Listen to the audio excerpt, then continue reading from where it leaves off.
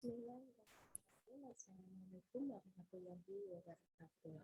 Baik, teman-teman semuanya, pada perjumpaan hari ini kita masuk pada materi ke-6, yakni berbicara tentang fakta, konsep, dan generalisasi. Dalam pembelajaran konsep dasar IPS, tentu kita harus paham bahwa IPS ini tidak akan terlepas dari sebuah fakta. Kemudian dalam sebuah kehidupan pasti akan erat kaitannya dalam sebuah penamaan. Dan tentunya kita sebagai seorang calon tenaga pendidik juga harus mampu memberikan sebuah kesimpulan akhir berkaitan dengan kehidupan kita dalam sehari-hari. Baik teman-teman semuanya, mari kita simak apa sih yang dimaksud dengan fakta, konsep, dan generalisasi ini.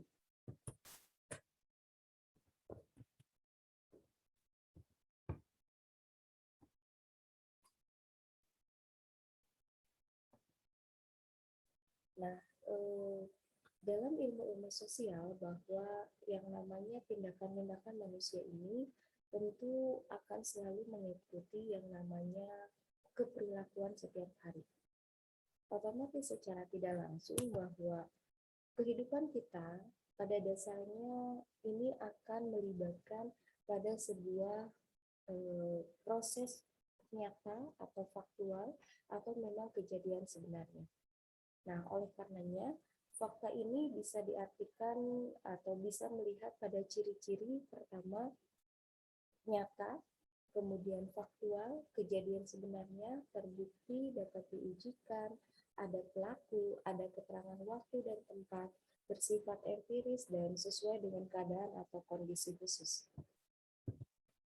Tentu menurut para ahli bahwa fakta ini diartikan sebagai informasi atau data yang ada atau terjadi dalam kehidupan dan dikumpulkan oleh para ahli ilmu sosial yang terjamin kebenarannya. Akan tetapi fakta ini memiliki kekuatan menjelaskan yang terbatas. Ini menurut Mahfud. Kenapa memiliki kekuatan yang terbatas? Karena fakta ini harus diikuti oleh tanggal, kemudian tempat, atau bahkan pelaku yang mengerjakan kefaktaan ini. Kemudian menurut Beng, fakta ini diartikan sebagai pernyataan positif dan rumusannya sangat sederhana. Kemudian yang ketiga, menurut Louis Goskop, bahwa fakta ini adalah suatu statement tentang suatu kejadian atau peristiwa. Jadi dapat kita simpulkan secara sederhana, yang namanya fakta itu adalah sebuah informasi atau data yang telah diketahui atau telah benar-benar terjadi dan dapat dibuktikan keabsahannya. Bisa juga diartikan bahwa fakta ini sesuatu yang dipercaya atau apa yang benar-benar merupakan kenyataan. Bersifat realitas yang sifatnya real, kemudian benar adanya, dan juga merupakan kenyataan yang nyata. Kemudian fakta ini juga secara faktual, misalnya ketika kita memberikan sebuah contoh seperti ini. Jakarta adalah ibu kota negara Republik Indonesia. Nah, dari contoh ini kita sudah tidak bisa mengelakkan lagi bahwa memang negara Republik Indonesia ibu kotanya Jakarta. Atau misalnya bumi berputar mengelilingi matahari. Ya, memang kenyataannya demikian dan ini tidak bisa kita ganggu-gugat seperti itu.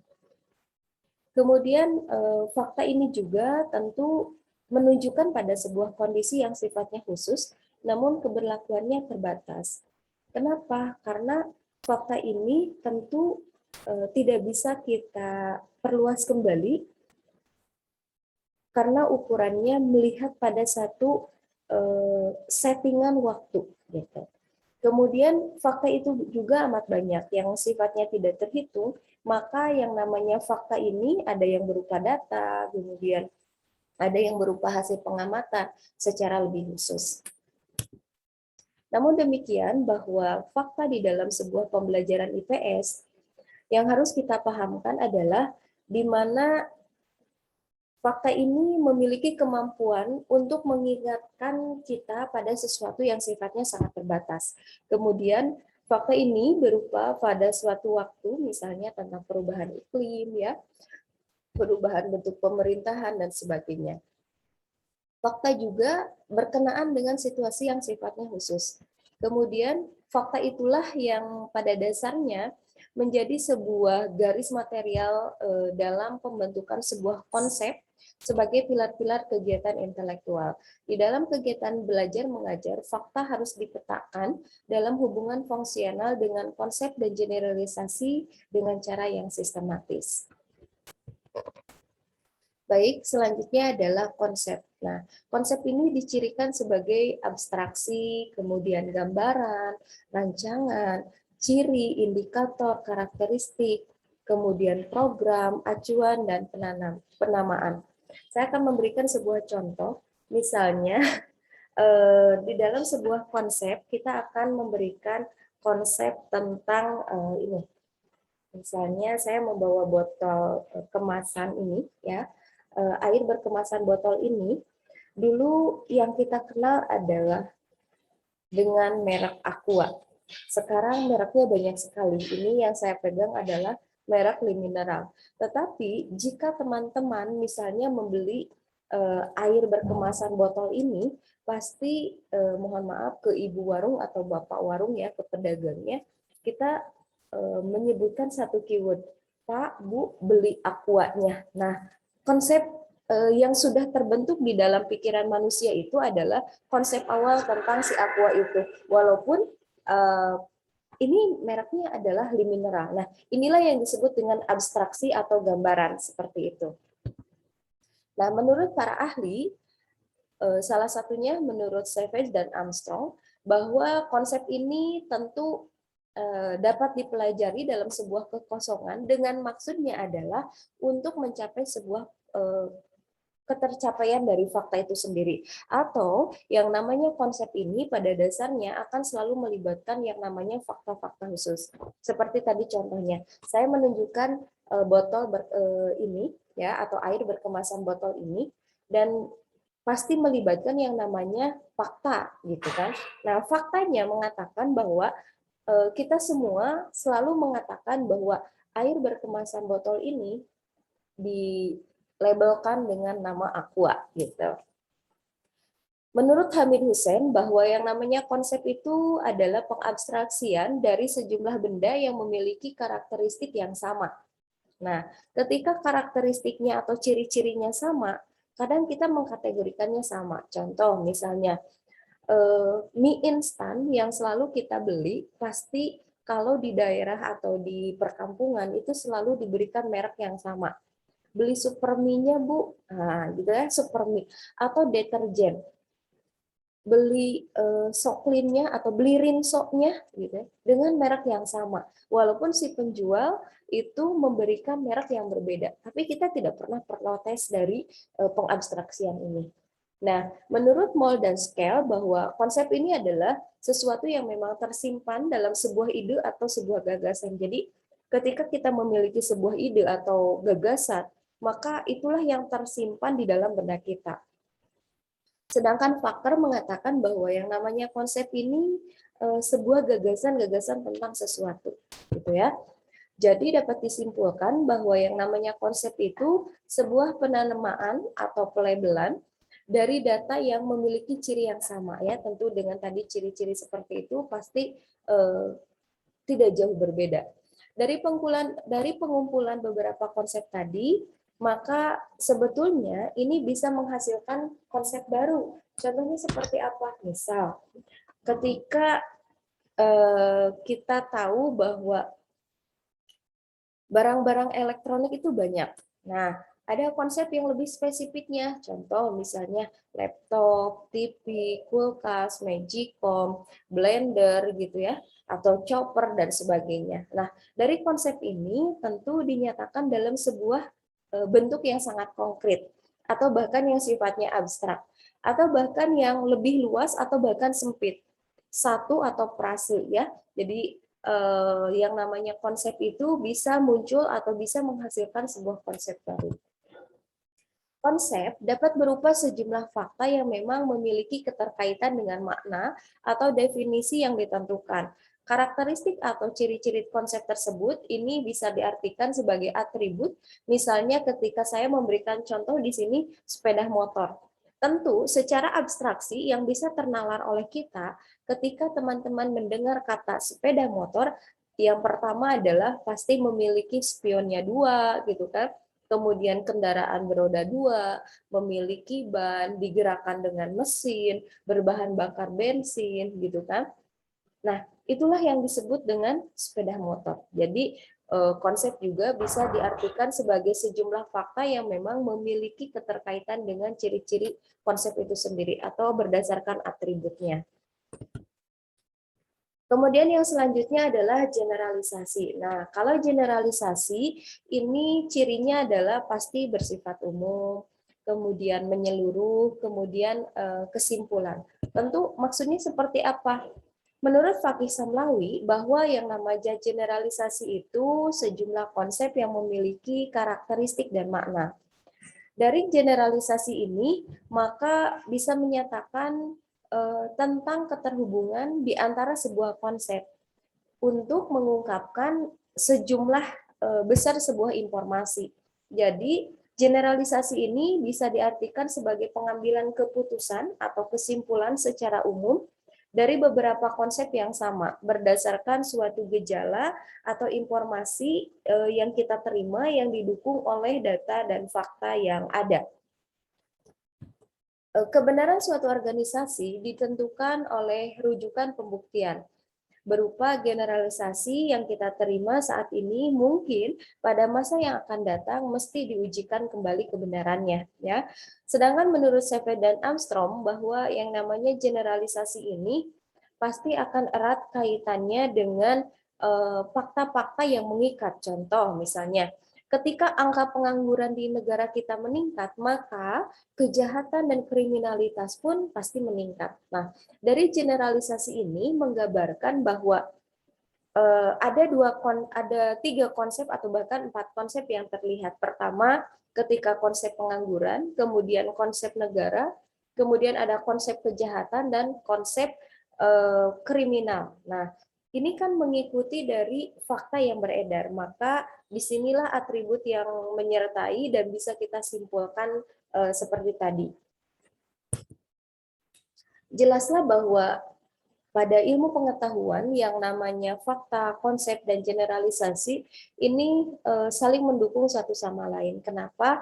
Karena generalisasi ini muncul berdasarkan hasil dari terbentuknya secara teoritis dan memang didukung oleh pengumpulan fakta atau data yang membentuk sebuah konsep dan pada akhirnya muncullah sebuah generalisasi. Nanti saya akan contohkan. Mohon izin, saya akan contohkan sebentar. Saya akan buka dulu filenya.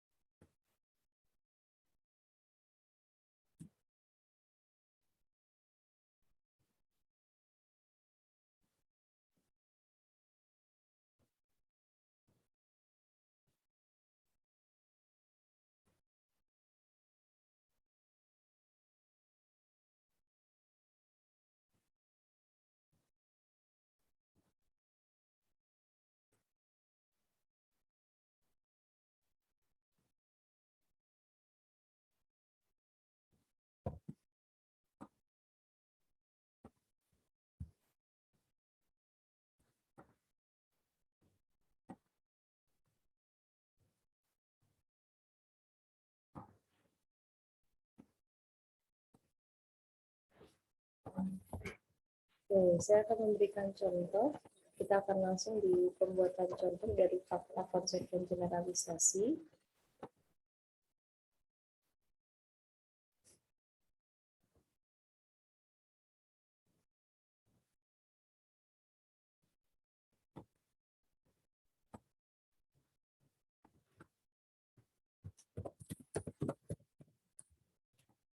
tentang fakta, konsep, dan generalisasi ya. Misalnya saya akan memberikan contoh kita usung dari ilmu ekonomi. Nah, kalau berbicara dengan ekonomi, misalnya apa yang tertanam dalam benak kita. Misalnya saya akan mengkategorikan sebuah konsep dari pasar.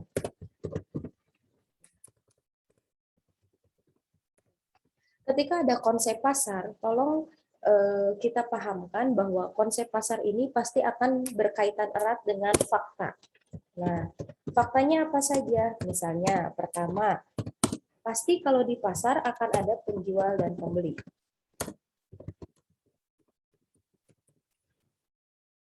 Misalnya kita di sini ya, bertemunya antara penjual dan pembeli. Kemudian yang kedua, fakta dari pasar adalah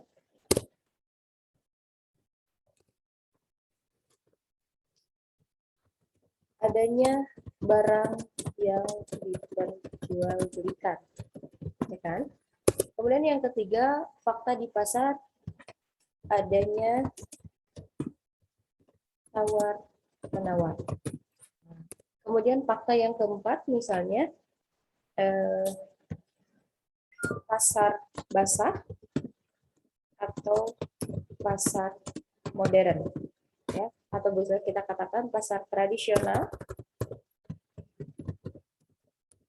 tradisional atau pasar modern. Nah, ini adalah fakta. Konsepnya ini pasar, ya. Konsepnya adalah pasar, kemudian faktanya bertemunya antara penjual dan pembeli, adanya barang yang diperjualbelikan, adanya tawar-menawar, kemudian pasar tradisional atau pasar modern. Nah, kemudian mari kita generalisasikan. Generalisasi, ingat tadi, adalah sebagai sebuah kesimpulan akhir, di mana fakta itulah yang akan mengikat dari kesimpulan ini. Maka kita simpulkan, pasar merupakan tempat bertemunya antara penjual dan pembeli yang saling melakukan kegiatan interaksi. Cukup. Nah, inilah yang disebut dengan pembelajaran dalam IPS itu selalu erat kaitannya dengan konsep, ya, fakta, kemudian generalisasi. Kita akan selalu mampu mengartikan bahwa yang namanya pembelajaran IPS ini pada dasarnya akan selalu berkaitan erat dengan keterkaitan dalam penyampaian konsep-konsep seperti itu. Semoga teman-teman bisa memahami dari tayangan video power kuliahan kita hari ini. Selanjutnya silakan Anda belajar sendiri tentang ilmu ekonomi atau mungkin tentang ilmu sosiologi, konsepnya seperti apa, kemudian faktanya bagaimana, dan generalisasinya bagaimana. Demikian teman-teman semuanya untuk video perkuliahan hari ini, kiranya saya cukupkan demikian. Terima kasih banyak. Akhirul kalam, wassalamualaikum warahmatullahi wabarakatuh.